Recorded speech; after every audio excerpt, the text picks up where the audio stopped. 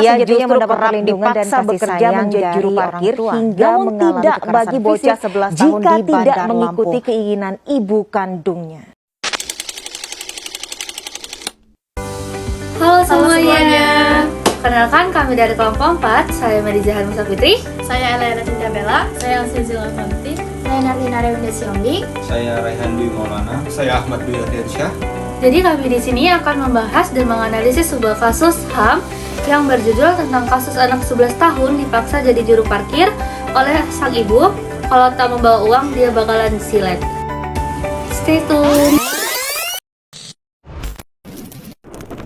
Jadi di sini membahas tentang kekerasan pada anak dan mempekerjakan anak di bawah umur. Kami mengambil kasus nyata yang terjadi di Lampung, di Kelurahan Gunung Mas, Kecamatan Teluk Betung, Selatan, Kota Bandar Lampung.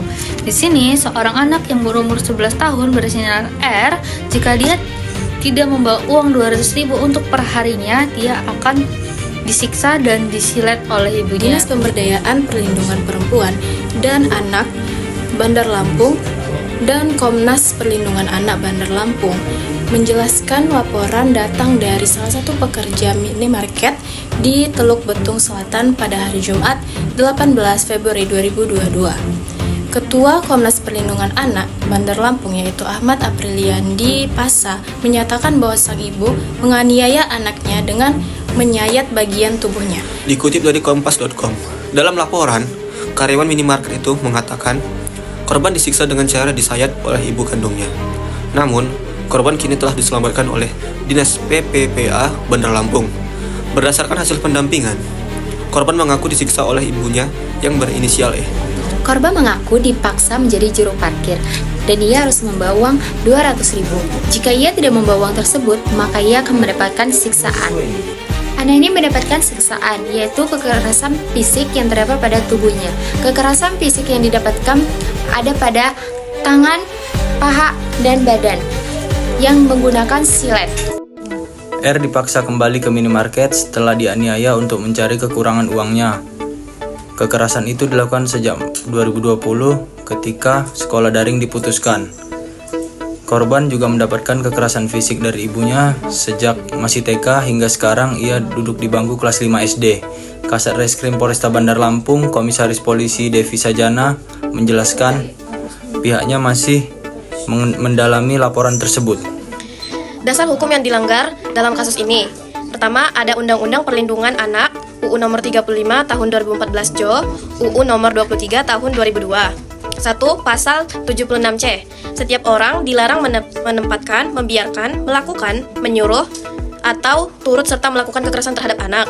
Terkait ibu kandung yang melakukan kekerasan fisik, menyilet, memukul, dan memaksa bekerja dengan target setor. Kemudian ada pasal 80 ayat 1, kekerasan terhadap anak diancam pidana, penjara maksimal 3 tahun, 6 bulan, atau boleh didenda. Kedua, Undang-Undang Penghapusan Kekerasan dalam Rumah Tangga atau UU PKDRT UU Nomor 23 Tahun 2004. Pertama, ada pasal 5 dan pasal 6 itu melarang kekerasan fisik, psikis, dan juga penelantaran. Lanjut pasal 44 ayat 1 tentang kekerasan fisik dalam rumah tangga, pidananya 5 tahun. Terkait kekerasan yang dilakukan oleh ibu kandung, itu termasuk KDRT terhadap anak. Kemudian yang ketiga ada KUHP, yaitu Kitab Undang-Undang Hukum Pidana. Di pasal 351 KUHP tentang penganiayaan, penganiayaan akan dipidana 2 tahun 8 bulan, namun jika terjadi luka berat maka akan 5 tahun. Terakhir, yaitu hak asasi manusia yang dilanggar. Pasal 28B ayat 2, yaitu dilanggarnya anak 11 tahun mengalami kekerasan, disilet, dan dipekerjakan. Kemudian, UU Nomor 39 Tahun 1999 tentang HAM, terdapat di pasal 52 hingga 56 tentang hak anak.